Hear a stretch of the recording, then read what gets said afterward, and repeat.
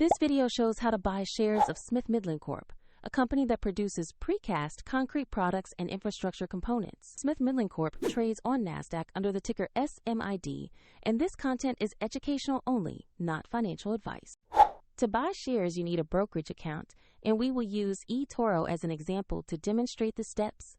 After registering, you will usually need to verify your account with an identification document and add funds before placing a trade. Use the platform search and type the ticker SMID to find Smith-Midland Corp. Make sure you select the correct NASDAQ listing in the results. On the stock page, review the company overview and the price chart to confirm this is Smith-Midland Corp. Check the market, share, and company details to ensure you have the right asset.